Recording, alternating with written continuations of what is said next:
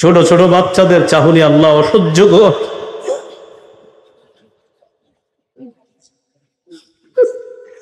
আল্লাহ আমাদের এই দেশ নিয়ে যারা ষড়যন্ত্র করে আল্লাহ, আল্লাহ তাদের এই ষড়যন্ত্র থেকে আমাদের এই দেশকে হেফাজত করেন। আল্লাহ মুহূর্তের মধ্যে এমন কর্মকাণ্ড কিভাবে মানুষ ঘটাইল, আল্লাহ মেহেরবানি করে আমাদের এই দেশের মানুষকে হেফাজত করেন। আল্লাহ নোয়াখালী, ফেনী, কুমিল্লা আরো যেই যে অঞ্চলগুলোর মানুষগুলো আল্লাহ পানির নিচে আছে, আল্লাহ আপনি গায়েবী ভাবে তাদের সাহায্য করেন। আল্লাহ ওই পানি ভরবে আপনি বিলীন করে দেন মাওলা। আল্লাহ কোরআনে আমি পড়ছি, আল্লাহ আপনি চাইলে পানিকে মাটির নিচেও দাফন করতে পারেন মাওলা। আল্লাহ মেহেরবানি করে এই পানি আপনি মাটির নিচে দাফন করে দেন। এই পানি যাওয়ার জায়গা তো আমাদের দেশে এখন নাই আল্লাহ। আল্লাহ আপনি কুদরতি ভাবে এই পানি মাটির নিচে নিয়ে নেন মাওলা। আল্লাহ আমাদের দোয়া আপনি কবুল করেন। সূরা আনআমের 151 নম্বর আয়াতে আল্লাহ তাআলা বলেন, قل تعالوا أتل ما حرم ربكم عليكم ألا تشركوا به شيئا। নবী আপনি বলেন, তাআলাও তোমরা আসো, তোমরা লক্ষ্য করো, তোমরা এদিকে আসো, আমি তোমাদেরকে আতলু তেলাওয়াত করে শোনায়া দিই।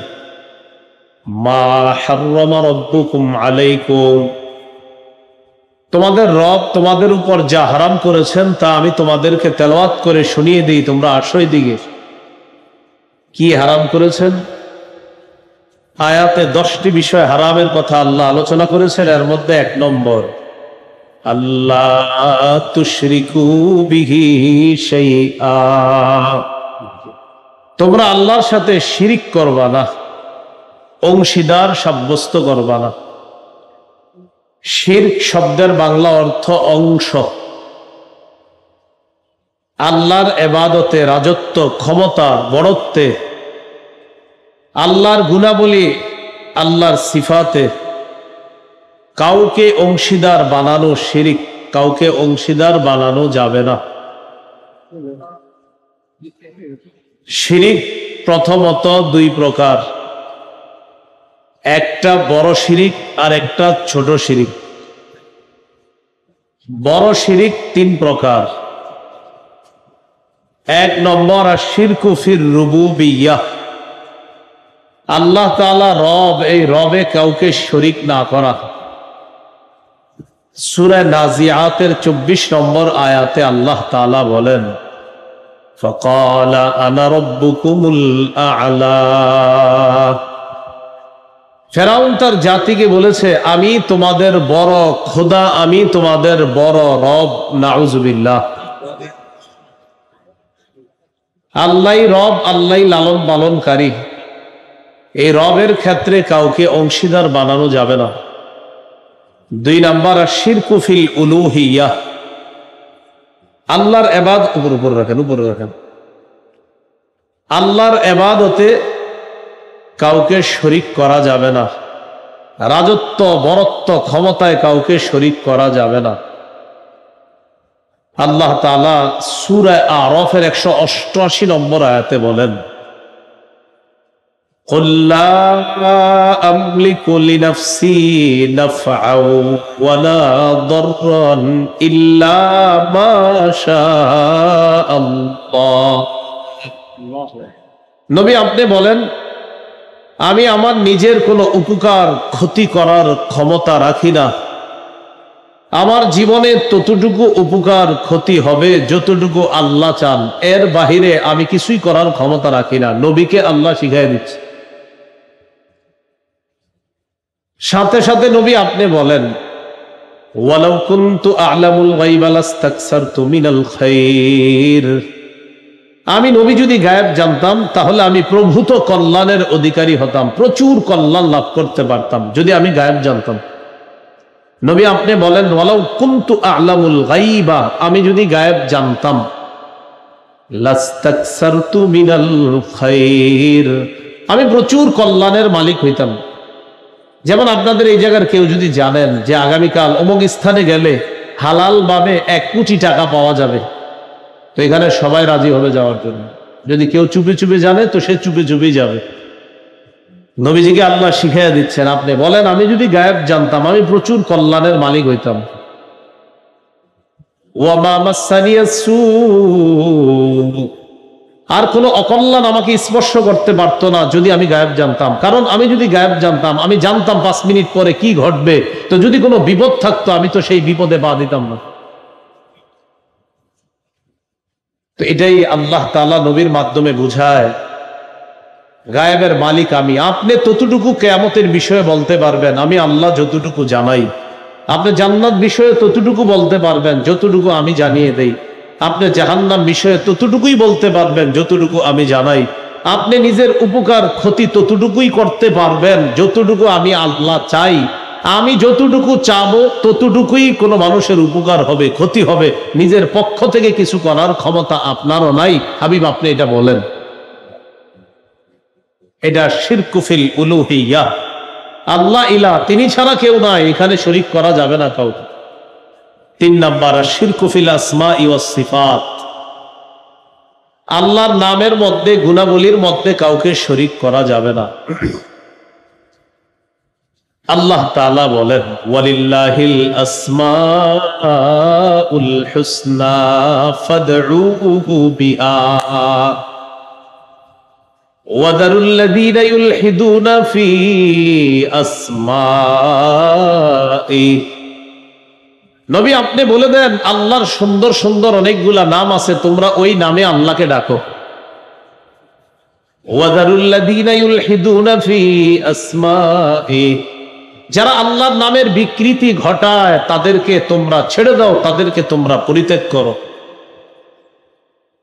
আল্লাহর গুণাবলীতেও শরীক করা যাবে না। আল্লাহ বলেন লাইসা কামিসলিহি শাই, আল্লাহর মতো কেউ নাই। আল্লাহর মতো কেউ নাই, এটা আমাদের আকীদা, এটা আমাদের বিশ্বাস। এইগুলো বড় শিরিক 3 প্রকার। বলেন তো রব একমাত্র কে? ইলাহ একমাত্র কে? রাজ্জাক নামক গুণ, খালেক নামক গুণ, সত্তার এই গুণ ইত্যাদি যত গুণাবলী এগুলা কার? আল্লাহ। এগুলাতে কাউকে শরীক করা যাবে না। এ হলো শিরিক বড়। এই বড় শিরিকের 3 প্রকার। শিরিকের দ্বিতীয় প্রকার হলো ছোট শিরিক। 1 নম্বর বড় শিরিক গেল, দ্বিতীয় প্রকার ছোট শিরিক। ছোট শিরিক কাকে বলে? ছোট শিরিকের আরবি হলো আশ-শিরকুল আসগর। হাদিস থেকে আমরা পরিচয়টা জেনে নেই। হাদিসের একটা বিশাল কিতাব আছে নাম মুসনাদ আহমদ। এই কিতাবের 23,680 নম্বর হাদিস।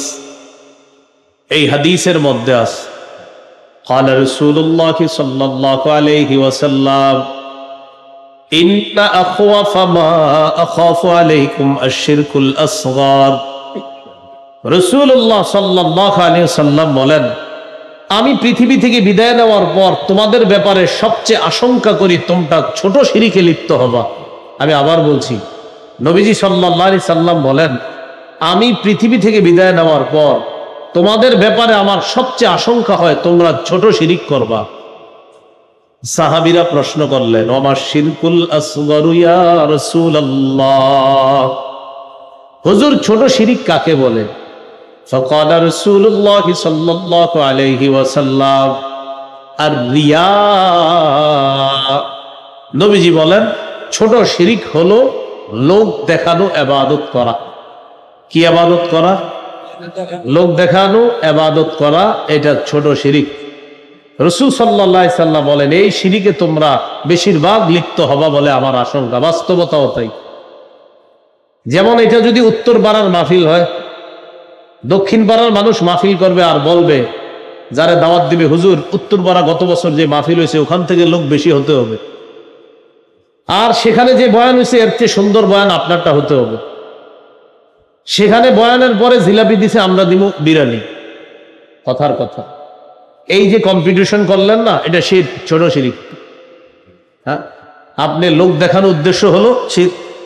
আমাদের মাহফিলে তাদের চেয়ে দক্ষিণ পাড়ার চেয়ে বেশি লোক হতে হবে, ছোট শিরক। রাসূল সাল্লাল্লাহু আলাইহি সাল্লাম, এই বাস্তবতা আপনাদের এলাকা না হলেও বাংলাদেশে হয়। তো লোক বেশি হওয়াটা পরের দিন সকালবেলা আলোচনা করবে, কালকে যেই লোক হয়েছে তো বয়ান কি করছে সেটা বলেন, এটা তো জানি না। আল্লাহ আমাদেরকে হেফাজত করেন। এবার আমার সাথে একটা বাংলা বলেন, বলেন ছোট শিরিকের আরেকটি নাম, গোপন শিরিক। কি নাম বলেন তো? বলেন যেই শিরিকটা মানুষ মনে মনে করে, কেউ দেখে না, আল্লাহ দেখে, এটাকে কি শিরিক বলে? গোপন। কি শিরিক? এটাও হাদিস থেকে জেনে নিই। ওই মুসনাদ আহমদ যে কিতাবটার নাম বললাম, 11,270 নম্বর হাদিস।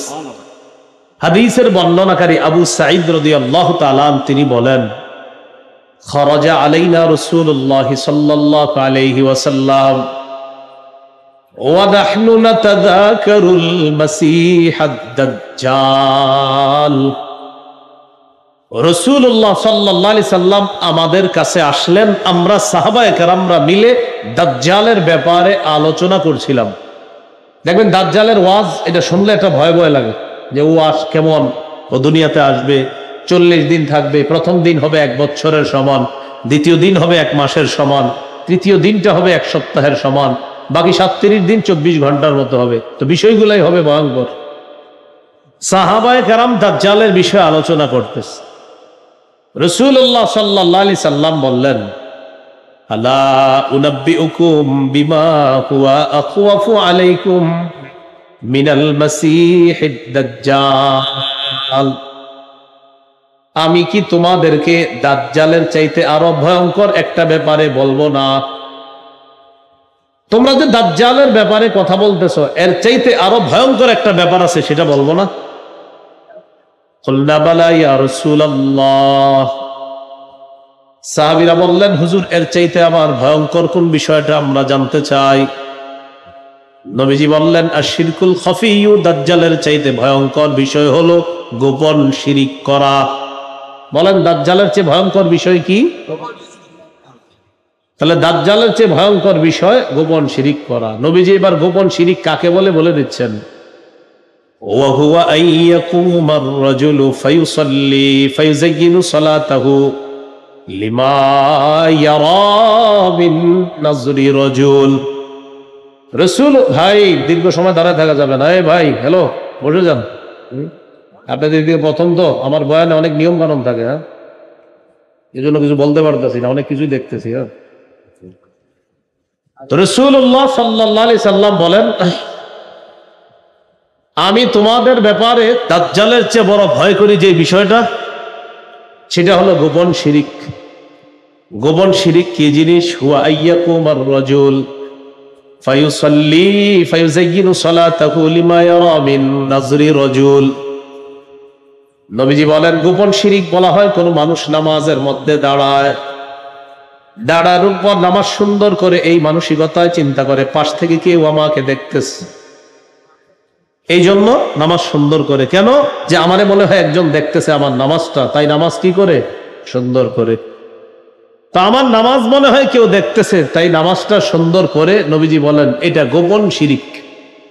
এখন প্রশ্ন হলো, তার মানে কি আমরা আমাদের নামাজ সুন্দর করব না?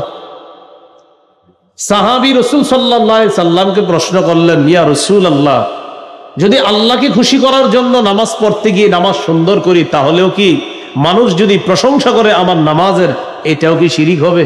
আবার বলছি, নবীজির এক সাহাবী প্রশ্ন করলেন, আল্লাহকে খুশি করার জন্যই নামাজ পড়লাম, কিন্তু ওই নামাজের প্রশংসা মানুষ করছে, এটাও কি শিরিক? নবীজি বললেন, না, এটা শিরিক হবে না। তুমি যদি আল্লাহকে খুশি করার জন্য নামাজ পড়ো, আর তোমার নামাজ যদি সুন্দর করো আল্লাহকে খুশি করার জন্য, মানুষ যদি তোমার নামাজের প্রশংসা করে, এটা হবে তিলকা আজিলু বুশরাল মুমিন, এটা মুমিনের জন্য দুনিয়াতে আল্লাহর পক্ষ থেকে নগদ সুসংবাদ। পার্থক্যটা বুঝে আসছে তো? তাহলে আমি প্রশ্ন করি, আপনারা উত্তর দেন। নামাজে কেউ দাঁড়িয়ে মানুষকে খুশি করার জন্য নামাজ সুন্দর করা, এটা ভালো কাজ কি শিরিক? গোপন। কেউ নামাজে দাঁড়িয়ে আল্লাহকে খুশি করার জন্য নামাজ সুন্দর করছে, আর মানুষ তার প্রশংসা করছে, এটা কি শিরিক না সুসংবাদ? এই তো বুঝে আসছে। তাহলে নামাজ আল্লাহর জন্য সুন্দর করা, আর মানুষ যদি প্রশংসা করে, এটা সুসংবাদ। নামাজ বান্দার জন্য সুন্দর করা, আর যদি মানুষ তার এই উদ্দেশ্যে সে সুন্দর করে, মানুষ বলবে নামাজটা কত সুন্দর, এটা হবে গোপন শিরিক। তাহলে একটা গোপন শিরিক আর একটা সুসংবাদ, দুইটা কি এক না আলাদা? তাহলে বলেন তো, সুসংবাদ হবে কার জন্য সুন্দর করলে? গোপন শিরিক হবে কাকে দেখানোর জন্য করলে? আল্লাহ আমাদেরকে এই গোপন শিরিক, ছোট শিরিক, বড় শিরিক থেকে হেফাজত করে। এবার মন দিয়ে শোনেন, শিরিকের সূচনা কিভাবে হলো দুনিয়াতে? দুনিয়াতে শিরিকের কাজ শুরু হলো কিভাবে? এখন আপনাদেরকে আমি যে আলোচনাটা শোনাবো, এটা সবাই মুখস্থ করে নেবেন। আপনার কলিগ যারা আছে, অফিস আদালতে চাকরি করেন, তাদেরকেও ঘটনাটা শোনাবেন। খুব মন দিয়ে শুনবেন, কেউ কারো বিরুদ্ধে বলবেন এমন না। দেখবেন অনেকে যদি মূর্তি ভাঙা হয় বা ভাস্কর্য ভাঙা হয়, অন্য অনেকে কষ্ট পায় বা বলে কাজটা ঠিক হয়নি, এরকম বলতে পারে, অনেকে বলে না? আগে ঘটনাটা শোনেন, শোনার পর যারা এই কথা বলবে তাদেরকে শুধু ঘটনাটা শোনাইবেন। শোনানোর পর বলবেন, এবার তুমি সিদ্ধান্ত নাও যে মূর্তি ভাঙার প্রয়োজনীয়তা আছে না নাই। এখানে প্রথম কথা হলো, মুসলিম ছাড়া অন্যান্য ধর্মাবলম্বী যারা আছে, প্রত্যেকে তাদের ধর্মের কিছু ধর্মীয় রীতিনীতি পালন করে, এটা তাদের ধর্মীয় ব্যাপার। বিষয়টা হলো কোন মুসলমান মূর্তির সাথে সম্পর্ক রাখবে কিনা, এটা হলো ওয়াজ। বলেন এটা কি ওয়াজ? এটা আমরা শুনবো। এখন আমরা আলোচনা জানবো যে শিরিকের সূচনা দুনিয়াতে কিভাবে হলো। 29 নম্বর পারা, হাফিজি কোরআন মাজিদ অনুযায়ী 12 নম্বর পৃষ্ঠা, সূরার নাম সূরা নূহ, আয়াত নাম্বার 23। 29 পারা, 12 নম্বর পৃষ্ঠা, সূরার নাম সূরা নূহ, আয়াত নাম্বার 23। কারো ঘরে যদি বাংলা অনুবাদ তাফসির থাকে, তাফসিরটা দেখে নিবেন এই আয়াতের, সেখানেও লম্বা আলোচনা আছে। আল্লাহ তাআলা বলেন, وَقَالُوا لَا تَذَرُنَّ آلِهَتَكُمْ وَلَا تَذَرُنَّ وَدًّا وَلَا سُوَاعًا وَلَا يَغُوثَ وَيَعُوقَ وَنَسْرًا وَقَدْ أَضَلُّوا كَثِيرًا। শিরিককারীরা একদল আরেক দলকে বলে, তোমরা তোমাদের খোদাদেরকে ছেড়ে দিও না। নাউজুবিল্লাহ। লা তাযারুন্না ওয়াদ্দাও ওয়ালা সুওয়া, তোমরা ওয়াদ্দুন নামক মূর্তিকে ছেড়ে দিও না। ওয়ালা সুওয়া, সুওয়া নামক মূর্তিকে তোমরা ছেড়ে দিও না। ওয়ালা ইয়াগুসা, ইয়াগুস নামক মূর্তিকে ছেড়ে দিও না। ওয়ালা ইয়াউকা, ইয়াউক নামক মূর্তিকে তোমরা ছেড়ে দিও না। ওয়ানাসরা, নাসরুন নামক মূর্তিকে তোমরা ছেড়ে দিও না। কয়টা মূর্তির নাম বলা হলো? 5। ওয়াদ্দুন, সুওয়াউন, ইয়াগুস, ইয়াউক, নাসরুন। এবার আমার সাথে একটু বলেন, বলেন এই 5টি মূর্তির নাম মূলত মূর্তির নাম ছিল না। এই 5টি নাম ছিল মূলত 5 জন আল্লাহর ওলির। তাহলে আপনারা বলেন তো, এই 5 নাম কি আসলে মূর্তির নাম ছিল না 5 জন আল্লাহর ওলির? কিন্তু আল্লাহ কোরআনে বলছে 5 জন মূর্তির নাম হিসাবে। আল্লাহ কোরআনে 5টি মূর্তির নাম হিসাবে বলছে এগুলা। তাহলে আমরা অনুসন্ধান করব এখন যে এই 5টি মূর্তির নাম আসলে মূর্তির নাম ছিল না, প্রথমে ছিল 5 জন আল্লাহর ওলির নাম। তো কিভাবে এগুলা মূর্তির নাম হলো, এটা এখন আমরা জানবো। এই আয়াতের ব্যাখ্যা ইমাম বুখারীতে আনছেন কিতাবুত তাফসির, তাফসির অধ্যায়। সহিহ বুখারীর হাদিস নাম্বার 4920 নম্বর হাদিস। মোট হাদিস সংখ্যা হবে 7563। মাফ করে দিও। তো এই হাদিসের ব্যাখ্যায় আব্দুল্লাহ ইবনে আব্বাস রাদিয়াল্লাহু তাআলা আনহুমার বর্ণনা, তিনি বলেন, এই যে 5 মূর্তির নাম কোরআনে আমরা জানলাম, আব্দুল্লাহ ইবনে আব্বাস রাদিয়াল্লাহু তাআলা আনহুমা বলেন, আসমাউ রিজালিন সালিহিন মিন কওমি নূহ আলাইহিস সালাতু ওয়াস সালাম। এই 5টি মূর্তি মূলত নূহ নবীর সম্প্রদায়ের 5 জন আল্লাহর ওলির নাম ছিল। তাহলে এবার আপনাদের সাথে কিছু আমরা বরাবর পড়ালেখা করে নিই, দেখি। বলেন তো, আল্লাহ সূরা নূহের 23 নম্বর আয়াতে যে 5টি মূর্তির নাম আলোচনা করেছে, তাফসিরের কিতাব ইমাম বুখারী রহমতুল্লাহ আলাইহি বুখারীতে যে তাফসির এনেছেন, এই আয়াতের ব্যাখ্যা আব্দুল্লাহ ইবনে আব্বাস রাদিয়াল্লাহু তাআলা আনহুমা সহিহ বুখারীর 4920 নম্বর হাদিসে আমাদেরকে জানিয়ে দিলেন, এই 5টি নাম মূলত কি প্রথমে মূর্তির নাম ছিল নাকি 5 জন? এই তো মাশাআল্লাহ। তো এই 5 জন আল্লাহর ওলি কি করতেন? ওয়াদ্দুন নামক আল্লাহর ওলি ইবাদত করতেন। এই যে আপনাদের অন্ধ হুজুর রহমতুল্লাহ আলাইহি, উনি যেমন ভালো মানুষ ছিলেন, তো এই জাতীয় ভালো মানুষ ছিলেন 5 জন। ফালাম্মা হালাকু, আল্লাহর ওলিরা যখন দুনিয়া থেকে বিদায় নেয়, ওয়াদ্দুন নামক আল্লাহর ওলি বিদায় নিলেন, সুয়া নামক আল্লাহর ওলি বিদায় নিলেন, ইয়াগুস নামক আল্লাহর ওলি বিদায় নিলেন, ইয়াউক নামক আল্লাহর ওলি বিদায় নিলেন, নাসরুন নামক আল্লাহর ওলি বিদায় নিলেন। শয়তান তাদের কাছে আসছে, আসার পর জাতির দিকে তাকায় দেখে তাদের মন খারাপ। কি ব্যাপার, তোমাদের মন কেন খারাপ? জনগণ জবাব দেয়, 5 আল্লাহর ওলিরে হারিয়ে আমরা মনটা প্রচন্ড খারাপ। তারা দুনিয়াতে থাকতে ইবাদত বন্দেগী করতাম, কত মজা পাইতাম, এখন আর আগের মতো মজা পাই না। হাফিজ জিউজুর রহমতুল্লাহ আলাইহি যদি আজকের এশার নামাজ পড়াইতেন আপনাদের এলাকায়, বলেন তো আমার পিছনে নামাজ পড়লে যে মজা পাবেন, হাফিজ জিউজুর রহমতুল্লাহ আলাইহির পিছনে মজাটা কি কম হবে না আরো বেশি? আর হাফিজ জি হুজুর রহমতুল্লাহ আলাইহির পরিবর্তে যদি আব্দুল কাদের জিলানী রহমতুল্লাহ আলাইহি পড়াইতেন, মজা কম না বেশি? আচ্ছা, যদি আবু বকর সিদ্দিক রাদিয়াল্লাহু তাআলা আনহু পড়াইতেন, আর যদি মুহাম্মদ সাল্লাল্লাহু আলাইহি সাল্লাম পড়াইতেন, তাহলে বোঝা গেল ইমামের শ্রেণী আছে একটা, যে হাফিজ হুজুর রহমতুল্লাহ আলাইহি ইমাম হইলে যে মজা নামাজে পাওয়া যাবে, এর পরবর্তী জেনারেশনের মজা হবে, তবে ওই মজাটা হবে না। বরং যদি হাফিজ হুজুরের এলাকায় কোনোদিন এশার নামাজ পড়াইতে আসতেন, আশেপাশের মানুষ রাখা যাইতো না ঘরে দইরা যে আমরা সব হুজুরের পিছনে নামাজ পড়ি। ওই 5 জন আল্লাহর ওলি ছিলেন এমন যে তাদেরকে দেখলে মানুষ খুব ইবাদত বন্দেগী করতো, ভালো লাগতো। তারা হারিয়ে গেলেন, মারা গেলেন, তাদের মন খারাপ। ইবলিস তখন মানুষের রূপ ধারণ করতে পারত, জাতির সামনে আসছে, আসার পর ভালো মানুষের রূপ ধারণ করে বলল মন খারাপ। কয় হ্যাঁ। কেন? আল্লাহর ওলিদেরকে হারিয়ে মনটা খুব খারাপ। আগে কত মজা পাইতাম ইবাদতে, আগের মতো তো এখন আর মজা পাই না। ইবলিস তাদেরকে একটা বুদ্ধি দেয়, যে আমি একটা বুদ্ধি দিতে পারি ইবাদতে মজা পাওয়া। কি বুদ্ধি? আওহা শাইতানু ইলা কওমিহিম আনিনসিবু ইলা মাজালিসিহিম আল্লাতী কানু ইয়াজলিসুনা আলাইহা আমসাবা। ইবলিস তাদেরকে পরামর্শ দেয়, 5 জন আল্লাহর ওলি যেখানে যেখানে ইবাদত করত, 5 আল্লাহর ওলির 5টি প্রতিমূর্তি বানাও। এই মানুষগুলার 5টা প্রতিমূর্তি বানাও, তারা দেখতে যেমন ছিল এমন 5টা প্রতিমূর্তি বানাও।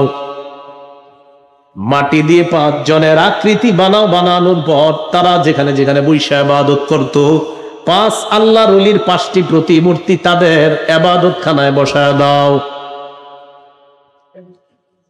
ইবাদতখানায় বসানোর পর আল্লাহর ওলিদের যে নাম ছিল, মূর্তি যেখানে বসাইবা, যে ওলির জায়গায় যে মূর্তিটা বসাইবা, ওই মূর্তির নাম ওলির নামে রাইখা দিবা।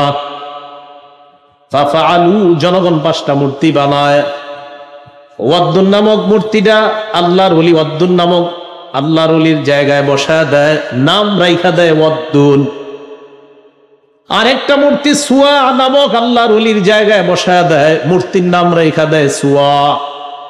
আরেকটা মূর্তি ইয়াগুস নামক আল্লাহর ওলির জায়গায় বসায়, মূর্তির নাম রাইখা দেয় ইয়াগুস।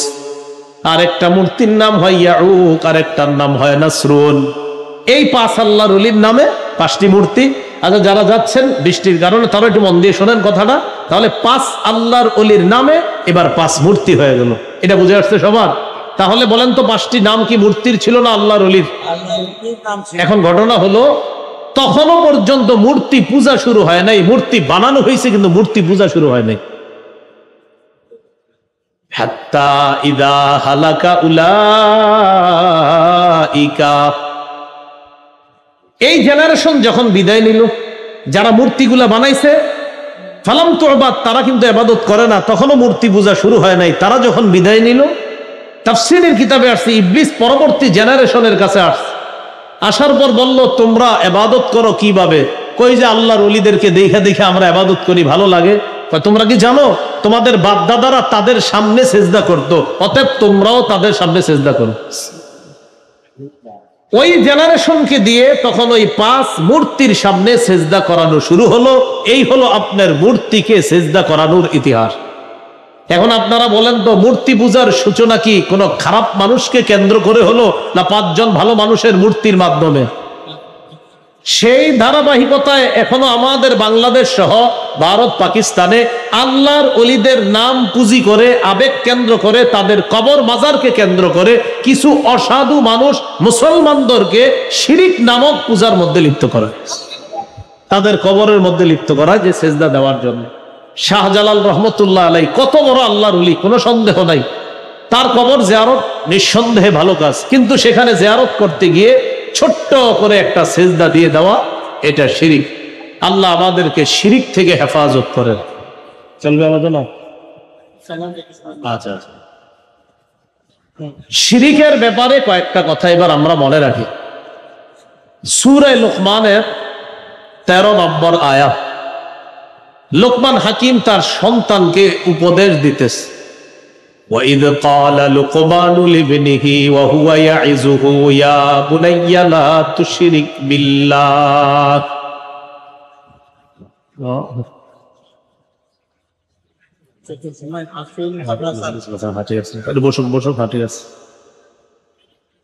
وَإِذْ قَالَ لُقْمَانُ لِابْنِهِ وَهُوَ يَعِظُهُ يَا بُنَيَّ لَا تُشْرِكْ بِاللَّهِ ইন্নাশ শিরকা লাযুলমুন আযীম।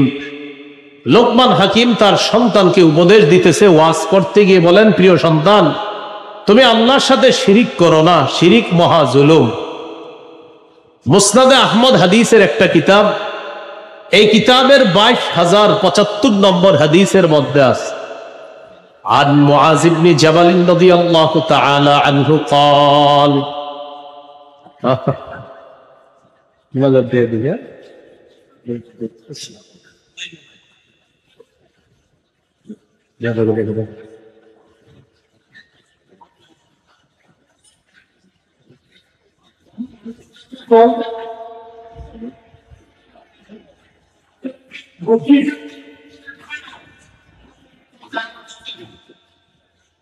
عن معاذ بن جبل رضي الله تعالى عنه قال أوصاني رسول الله صلى الله عليه وسلم بعشر كلمات। রাসূলুল্লাহ সাল্লাল্লাহু আলাইহি ওয়াসাল্লাম আমাকে 10টি বিষয়ে ওসিয়ত করেছেন, উপদেশ দিয়েছেন। 1 নম্বর, লা তুশরিক বিল্লাহি শাইআ ওয়া ইন কুতিলতা ওয়া হুররিকতা। মুআজ, তোমাকে যদি জ্বালিয়ে দেওয়া হয়, তোমাকে যদি পুড়িয়ে দেওয়া হয়, তোমাকে যদি হত্যা করা হয়, তুমি আল্লাহর সাথে শিরিক করো না। 2 নাম্বার, ওয়ালা তাউক্কাদনা ওয়ালিদাইকা ওয়া ইন আমারাকা আন তাখরুজা মিন আহলিকা ওয়া মালিকা। মুআজ, তোমার মা বাবা যদি তোমাকে ঘর থেকে বের করে দেয়, সম্পদ থেকে বের করে দেয়, তুমি মা বাবার নাফরমানি করবা না। 3 নাম্বারটা আমি বলি, বলার পর আমার সাথে আপনারাও বললেন একটু। 3 নাম্বার, ওয়ালা তাতরুকান্না সালাতান মাকতুবাতান মুতাআম্মিদা ফাইন্না মান তারাকা সালাতান মাকতুবাতান মুতাআম্মিদান ফাকাদ বারিআত মিনহু জিম্মাতুল্লাহ। বলেন, তুমি ইচ্ছাকৃতভাবে 1 ওয়াক্ত ফরজ নামাজ ছেড়ে দিও না। তুমি ইচ্ছাকৃতভাবে 1 ওয়াক্ত ফরজ নামাজ ছেড়ে দিও না। কেননা যে ব্যক্তি ইচ্ছাকৃতভাবে 1 ওয়াক্ত ফরজ নামাজ ছেড়ে দিল, তার থেকে আল্লাহর জিম্মা চলে গেল। মানে যে ব্যক্তি 1 ওয়াক্ত ফরজ নামাজ ইচ্ছাকৃতভাবে না পড়বে, ওর থেকে আল্লাহর জিম্মা উঠে যায়। এর মানে হলো, যা তোর যা মন চায় তুই তা কর, কিভাবে তুই ফরজ নামাজ ছেড়ে দিবি।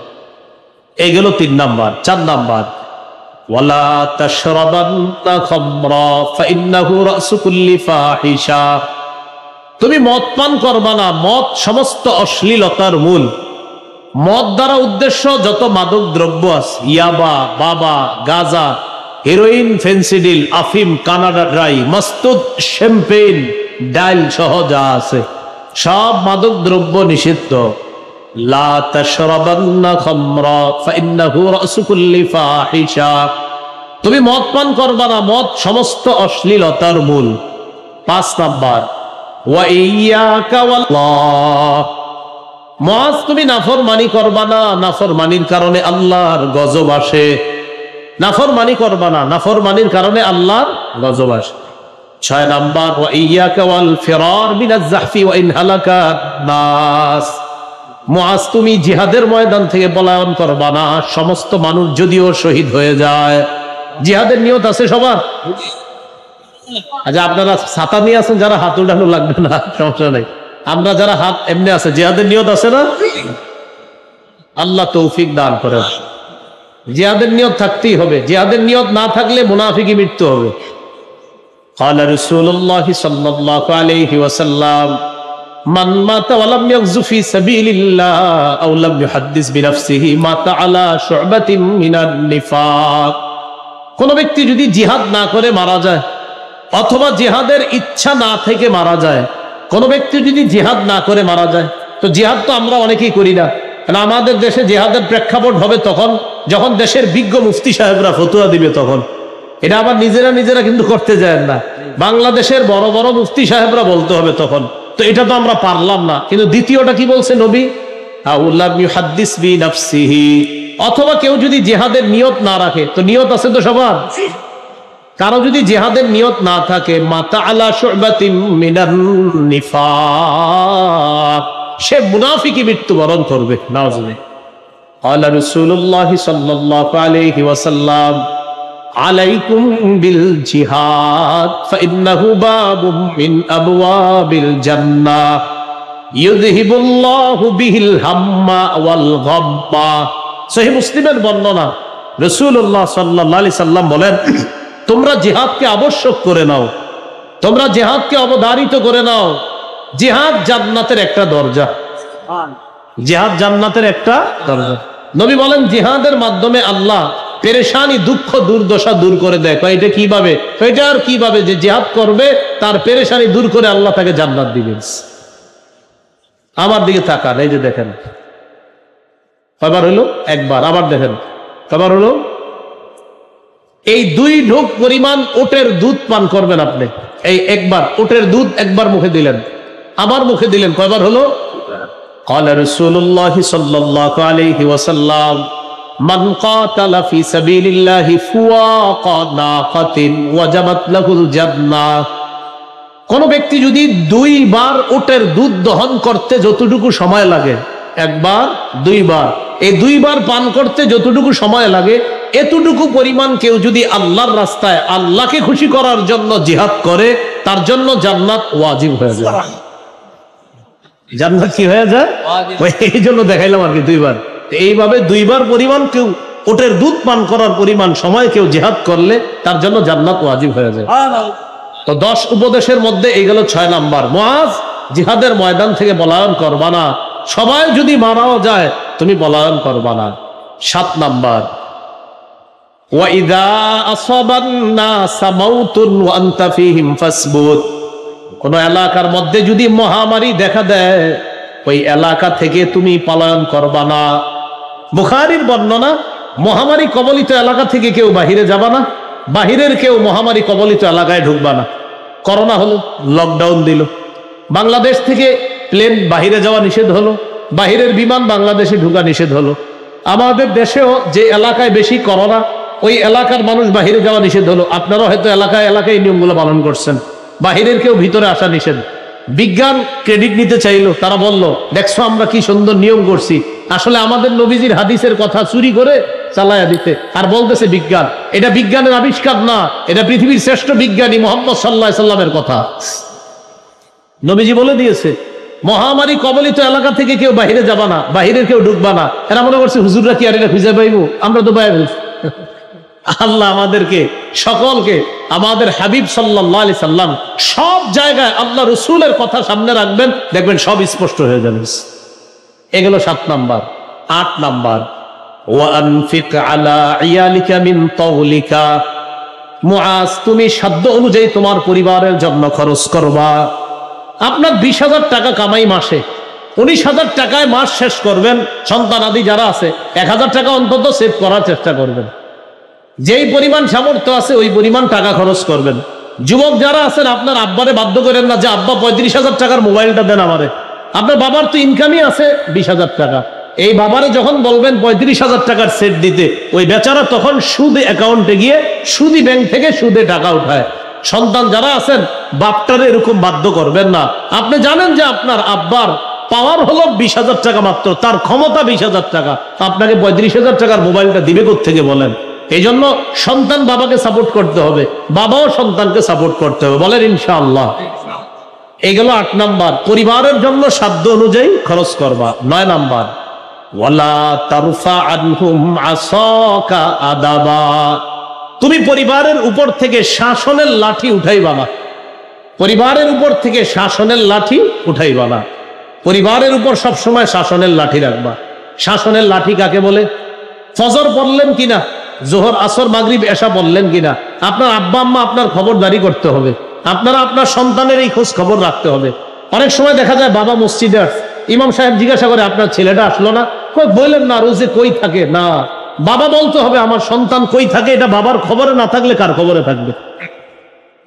মুরব্বী দাদা আসছে মসজিদে, ইমাম সাহেব জিজ্ঞাসা করে নাতিটাকে আনলেন না, আরে বললেন না, এটা ঠিকও নাই, এটা খারাপ হয়ে গেছে না, এটা বলার সুযোগ নাই। আপনার সন্তান কেন মসজিদে আসলো না, আপনি আব্বা, আপনি বাবা, আপনি তার উপর শাসনের লাঠি রাখা দরকার ছিল। বাবা তো সে, সন্তান যে বাবার ব্যাপারে বলে যে আমার আব্বা আমার জন্য দুনিয়ার সবকিছু করতে পারে হালাল ভাবে, কিন্তু আমি আল্লাহর নাফরমানি করলে আমার বাবার চেয়ে কঠিন বাবা আর কেউ হবে না, তিনি হলেন আদর্শ বাবা। এটা শাসনের লাঠি। ওনাদেরকে জিজ্ঞাসা করেন, আমরাই তো দেখছি, ওনারা বেশি দেখছে। যখন মোবাইল টেলিভিশন কিচ্ছু ছিল না, ফজরের সময় প্রথমে দাদা লাঠি নিয়ে আসতো, এরপরে দাদি, এরপরে মা লাঠি নিয়ে আসতো। গিরে মসজিদে যাস না কেন? এখনো ছিল শাসনের লাঠি, ঐতিহ্য ছিল। মঞ্চে অনেক আলেমরা, আমাদের মাদ্রাসা বন্ধ হইলে কি আশা করে বাড়িতে যাইতাম যে 7 দিন খালি ঘুমানো আর খামু। মাদ্রাসা বন্ধ হইলে ছাত্র জীবনে একটা আশা নিয়ে যাইতাম বাড়িতে। বাড়িতে যাওয়ার পরে আবার মনে করেন মাদ্রাসায় হলো, মাদ্রাসার যিনি দারুল ইকামা থাকতেন ওনার শাসন লাঠি, বাস এ হলো মাদ্রাসায়। আর বাড়িতে গেলে শুরু হইতো ফজরের সময়, প্রথমে বাবার দারাজ কণ্ঠের আওয়াজ, এই সবাই উঠছে, এলো বাবার শুরু। এইটা বইলে আব্বা চলে যায় মসজিদে, এরপরে শুরু হয় আম্মার, এই তোরা উঠছস, আব্বা আমাদেরকে তুমি বলতেন আর আম্মা বলে তুই করে। আমার আব্বা মারা গেছেন 2018-তে, আম্মা আছেন এখনো, আল্লাহ আম্মাকে হায়াতে তো ইবা দান করেন। তো আম্মা ফজরের সময় এখনো, এই উঠছস, জি আম্মা। আবার বলে উঠছস, জি আম্মা। আবার বলে উঠছস, জি আম্মা। বারবারই কই জি আম্মা, আসলে তো উঠিনি এখনো। তৃতীয়বার বলার পর যেটা বলে, এদেরকে যে মাদ্রাসায় কেন পড়াইলাম, এতবার ডাকা লাগে, তখন উইঠা মনে করেন দৌড় মসজিদের দিকে। এটা পারিবারিক শাসন, এটা পারিবারিক ঐতিহ্য। রাসূল সাল্লাল্লাহু আলাইহি সাল্লাম বলেন, পরিবারের উপর থেকে শাসনের লাঠি কখনো উঠাবা না, এই শাসনের লাঠি ধরে রাখতে হবে। কি শাসনের ওয়াজ করব বলেন? যে বাবা শাসন করবে তিনি ঘুমায় 3টায়, যার উপর শাসন চালাবে তিনি 4টায়। তো শাসনটা কে কাকে করবে বলেন? আল্লাহ আমাদেরকে কথাগুলা বুঝার তৌফিক দান করেন। মুরব্বীদেরকে জিজ্ঞাসা করেন, আগে মা বাবারা আইন করে দিত নামাজ না পড়লে খানা বন্ধ। নামাজ পড়ছো মাগরিব, আম্মা ভুল হয়ে গেছে, তো ঠিক আছে আজকে খানা খাও না। এশার নামাজ পড়ছো, আম্মা ভুল হয়ে গেছে, পড়তে মনে নেই, তো ঠিক আছে খানাও বাবা না, আগে নামাজ পড়ো পরে খানা। কলেজ ভার্সিটির ছাত্রগুলো ফজরের সময় মসজিদে যেতে হবে, কেন? ওই ফজরের সময় পারিবারিক শাসন ছিল, এই শাসনটা এখন আর নাই। প্রিয় ভাইয়েরা, আপনারা এখানে অনেকে আছেন যুবক, আপনারা এই ঐতিহ্যগুলো আবার ফিরিয়ে আনতে হবে। এই ঐতিহ্য আপনারা ফিরিয়ে আনতে হবে। রাত 8টার আগে মোবাইলগুলো আপনারা অফ করতে হবে। মোবাইল অফ করতে বলছি না আমি, কোনো প্রয়োজনীয় ফোন আসতে পারে, কিন্তু মোবাইলটা শরীর থেকে সরায়া দেন, আপনার থেকে আপনি আলাদা করে দেন। বিশেষ করে যারা চাকরিজীবী আছেন, আপনারা ব্যবসায়ী, আপনি বাসায় যখন যান, আমি তো বলি মাগরিবের আগে মোবাইলটা সরিয়ে ফেলেন। মাগরিবের আগে মোবাইল সরানোর পর এরপরে আপনি দেখবেন 2-3 দিন এমন করেন, দেখবেন এশার নামাজ পড়ার পরপরই চোখ লেগে আসতেছে। হ্যাঁ, চোখ আপনি আটকে রাখতে পারবেন না, এরকম চোখ লাগে আসতে। রাতে মোবাইল যদি না চালান, ইনশাল্লাহ ঘুম খুব তাড়াতাড়ি আসবে। এই রাতের আলোতে মোবাইল চালায়েন না, দেখবেন ঘুম আসবে। এই জন্য রাতের আলো থেকে মোবাইলটা আপনি চালায়েন না। মাগরিবের আগে যদি পারেন এটা আপনি রেখে দেন ডয়ারে বা কোথাও। হ্যাঁ, আপনি সুইচ অন করে রাখলেন, কোনো জরুরি ফোন আসলে আপনি রিসিভ করতে পারেন, কিন্তু এটা সাথে রাখেন না। অনেকে বলে ঘুম আসে না, আপনি এটা সরান, দেখবেন ঘুম আসবে ইনশাআল্লাহ। তো এই কাজটা আপনারা করবেন। এরপরে 8টার আগে আগে, যদি আমি তো বলছি যে 8টার আগে আগে সরায় ফেলেন। এশার নামাজের আগে রাতের খাবারটা খাবেন, মসজিদে গিয়ে এশার নামাজ পড়বেন। পুরুষরা এশা 4 রাকাত পড়বেন, পড়ার পর 2 রাকাত সুন্নত, কত হলো 6 রাকাত। এরপর 8 রাকাত অতিরিক্ত নামাজ পড়বেন, কত হলো 6 আর 8-এ 14 রাকাত। এরপর 3 রাকাত বিতির পড়বেন, কত হলো 17 রাকাত। এইভাবে আপনি পড়ার পর বাসায় আসেন, আইসা ঘুমায় যান। মসজিদে পড়তে হবে জরুরি না, আপনি এশার ফরজটা মসজিদে পড়েন, সুন্নত মসজিদে পড়েন, বাসায় আইসা বাকিগুলা পড়েন, ঘুমিয়ে যান ইনশাল্লাহ। এক, আপনার পেট বাড়বে না, শরীর খুব বেশি বাড়বে না। দুই, আপনি তাড়াতাড়ি ঘুমাইলে ফজরের আগে উঠা পরিবারকে, সন্তানাদি যারা আছে তাদেরকে আপনি ডাকবেন। পরিবারের আপনি সবার আগে উঠার চেষ্টা করবেন। ফজরের আগে উঠা আপনি সুন্নতটা ঘরে পড়বেন, পড়ার পর এরপর বিবির দিকে তাকাবেন। বিবি যদি ঘুমায় থাকে বিবিকে উঠান, রসুলের একটা সুন্নত আদায় হবে। আম্মা জান আয়েশা সিদ্দিকা রাদিয়াল্লাহু তাআলা আনহা বলেন, নবীজি ফজরের সুন্নত পড়তেন, পড়ার পর আমার দিকে তাকাইতেন, তাকানোর পর যদি দেখতেন আমি ঘুমায় আছি আমাকে ডাকতেন, আয়েশা উঠো, ফজরের সময় হয়েছে। এরপর নবী আমার সাথে একটু কথা বলতেন। আপনিও ফজরের আগে 2 রাকাত সুন্নত পড়ে বিবিকে উঠায়া একটু কথা বললেন, এমনি কথা বলবেন যে কি অবস্থা, নামাজ ঠিক মতো পড়তেছো তো, বা ছেলেটা মাদ্রাসায় যাবে তো, এমনি ধর্মীয় কিছু কথা বললেন। কেন বলবেন? যে আমার হাবিব তার বিবির সাথে ফজরের সুন্নত পড়ে কথা বলছে, আমিও বলবো। এটারে বলে মহব্বত। হ্যাঁ, এই ব্যাপারে আমার একটা আলোচনা আছে, হয়তো আপনারা দেখছেন অনেকে, ফজরের ব্যাপারে লম্বা আলোচনা আছে, দেখবেন। তো এইভাবে কাজটা করেন। এশা আগে আগে পড়বেন, মানে এশার নামাজের আগে খানা খাবেন, এশার পরে না, এশার আগে খানা খাবেন, এশার পর পর তাড়াতাড়ি ঘুমিয়ে যান, এরপরে ফজরের আগে উঠেন, তাড়াতাড়ি উঠে আপনি আগে সুন্নতটা পড়ার চেষ্টা করেন, বিবিকে উঠান, উঠানোর পর ধর্মীয় 2-4টা কথা বলেন, এরপর আপনি মসজিদে রওনা করেন। এর আগে একটা দোয়া করতে পারেন, ও জিব্রাইলের রব, ও মিকাইলের রব, আমাকে আপনি মাফ করে দেন। রাসূল সাল্লাল্লাহু আলাইহি সাল্লাম বলতেন, ও জিব্রাইলের রব, ও মিকাইলের রব, ও মুহাম্মদ সাল্লাল্লাহু আলাইহি সাল্লামের রব, আমাকে মাফ করেন, আমাকে মাফ করেন, আমাকে মাফ করেন। হ্যাঁ, এবার বলতেন। তো এই হলো 9 নাম্বার, পরিবারের উপর থেকে শাসনের লাঠি উঠাবা না। তো প্রিয় ভাইয়েরা, আপনারা এখানে সবাই পুরুষ, আপনারা পরিবারের এইরকম একটা শাসনের লাঠি আপনার হাতে আসতে হবে। এই শাসনের লাঠি মানে যে হাতে লাঠি থাকবে এমন না, আপনার চোখের এইভাবে তাকানোটা সন্তানের জন্য শাসনের লাঠি হতে হবে, আপনার একটা ধমক সন্তানের জন্য শাসনের লাঠি হবে। আল্লাহ কথাগুলা বুঝার তৌফিক দান করেন। 10 নাম্বার, ওয়াআফিফহুম ফিল্লাহি আযজা ওয়া জাল, তুমি পরিবারকে আল্লাহর ব্যাপারে ভয় দেখাও। এই 10টা উপদেশ রাসূল সাল্লাল্লাহু আলাইহি সাল্লাম মুআয ইবনে জাবাল রাদিয়াল্লাহু তাআলা আনহুকে করলেন। এর মধ্যে 1 নাম্বারটাই কি করেছেন? তোমাকে জ্বালিয়ে দিলে, তোমাকে হত্যা করা হলেও তুমি আল্লাহর সাথে শিরিক করবা না। আল্লাহ শিরিক থেকে আমাদেরকে বাঁচার তৌফিক দান করেন। সহিহ বুখারীর বর্ণনা 6861 নম্বর হাদিস। এই হাদিসের বর্ণনাকারী আব্দুল্লাহ ইবনে মাসউদ রাদিয়াল্লাহু তাআলা তিনি বলেন, এক ব্যক্তি রাসূলুল্লাহ সাল্লাল্লাহু আলাইহি সাল্লামকে জিজ্ঞাসা করলেন, আইয়ুয যামবি আকবারু ইনদাল্লাহ, আল্লাহর কাছে সবচেয়ে বড় পাপ কোনটি? ফাকালা রাসূলুল্লাহ সাল্লাল্লাহু আলাইহি ওয়াসাল্লাম, আন তাদউ লিল্লাহি নিদ্দান ওয়া হুয়া খালাকাকা, আল্লাহ তোমাকে সৃষ্টি করেছেন, সে আল্লাহর সাথে অন্য কোন সমকক্ষকে ডাকা, এটা হলো সবচেয়ে বড় শিরক, সবচেয়ে বড় পাপ। ক্বালা সুম্মা আইয়ুন ইয়া রাসূলুল্লাহ, এরপর সবচেয়ে বড় পাপ কোনটি? নবীজি বললেন, আনতা কুতুলা ওয়ালাদাকা মাখাফাতা আইয়াতআমা মাআক, তোমার সন্তান তোমার প্লেটে, তোমার খাদ্যে অংশগ্রহণ করবে, এই ভয়ে সন্তান হত্যা করা। এই হত্যা আছে এলাকায় না? তোমার সন্তান তোমার প্লেটে অংশগ্রহণ করবে, এই ভয়ে সন্তান হত্যা করা। এক সন্তান হওয়ার পর 10 বছর সন্তান হয় না। কেন হয় না? কয় কামাই ভালো না। কি ভালো না? আপনারা আছেন মাঠে, এত অন্ধ আওয়াজ জোরে জোরে ছিল, মাশাআল্লাহ। আনফরচুনেটলি আওয়াজ হালকা হয়ে গেল, ঘটনা কি? আচ্ছা, তাহলে 2 নাম্বার, তুমি তোমার সন্তানকে দারিদ্রতার ভয়ে কি করবা না? হত্যা করবা না।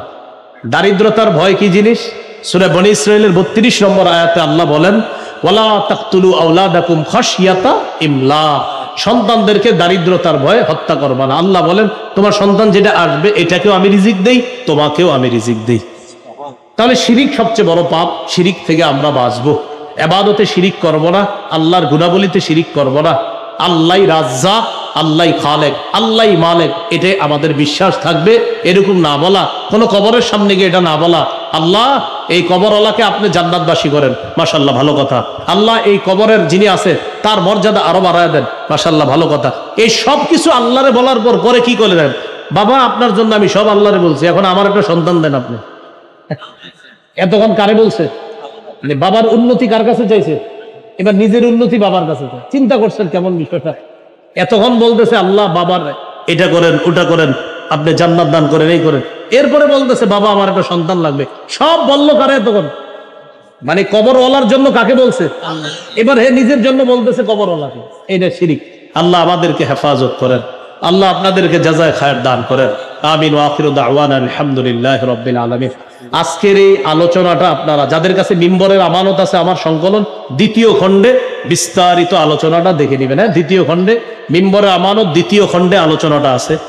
ওরা গাড়িতে, বৃষ্টি তো গাড়িতে থাকতে পারে কিনা দেখেন, গাড়িতে থাকলেও নিয়ে নিতে পারেন। 6 খণ্ড মিম্বরের আমানত, ওলামা সহ সাধারণ যারা আছেন আপনারা সংগ্রহ করতে পারেন। যারা এই কিতাবটা সংগ্রহ করবেন মুখস্থ করার নিয়তে সংগ্রহ করবেন ইনশাআল্লাহ। আল্লাহ তৌফিক দান করেন। আলহামদুলিল্লাহ রাব্বিল আলামিন ওয়াল আকিবাতু লিল মুত্তাকিন ওয়াসসালাতু ওয়াসসালামু আলা সাইয়্যিদিল আমবিয়া ওয়াল মুরসালিন ওয়া আলা আলিহি ওয়া সাহবিহি আজমাইন। রব্বানা যালামনা আনফুসানা ওয়া ইল্লাম তাগফির লানা ওয়া তারহামনা লানাকুনান্না মিনাল খাসিরিন। আল্লাহ আল্লাহ আল্লাহ, সিলেটের হবিগঞ্জ, আল্লাহ চাঁদপুর, নোয়াখালী, কুমিল্লা, আল্লাহ গতকাল থেকে যে দৃশ্যগুলা দেখছি মাওলা, আজকে তাদের এই মাহফিলে আসতে আসতে মনটা পড়েছিল সেই কুমিল্লা, নোয়াখালীর দিকে। আল্লাহ, ছোট ছোট বাচ্চাদের চাহনি আল্লাহ অসহ্যকর।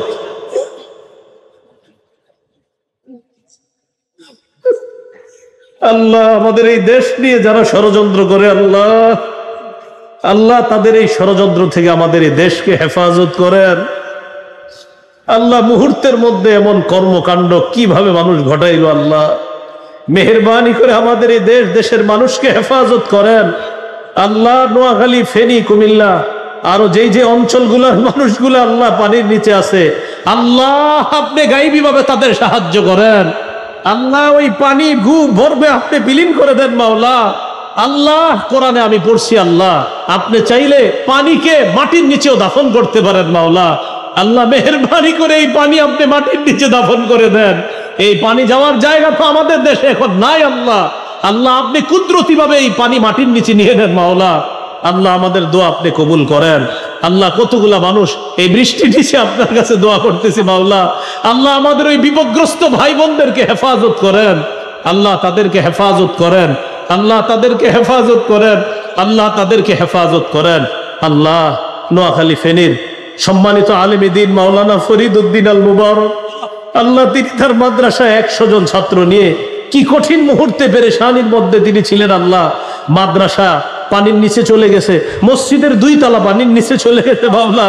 আল্লাহ মেহেরবানি করে তিনি সহ আরো যাদের অবস্থা খুব ভয়ঙ্কর মাওলা, পানির নিচে যাদের ঘর বাড়ি, আল্লাহ কুদরতি ভাবে আপনি তাদেরকে উদ্ধারের ব্যবস্থা করেন। আমরা বিশ্বাস করি মাওলা, trawler, launch, steamer, speed boat যা যা প্রয়োজন আল্লাহ আপনি ব্যবস্থা করে দেন। আল্লাহ আমাদের দোয়া আপনি কবুল করেন, আল্লাহ আমাদের দোয়া আপনি কবুল করেন। আল্লাহ বিশেষ করে আজকে মাহফিল যার স্মরণ আয়োজন হযরত মাওলানা জাকির হোসেন অন্ধ হুজুর রহমতুল্লাহ আলাই, তিনি সহ যারা কবর জগতে শহীদ আছে তাদের কবরগুলা জান্নাতের বাগান বানায়া দেয়। এই গোরস্থানে নারী পুরুষ যারা আছে তাদের কবরগুলা জান্নাতের বাগান বানায়া দেয়।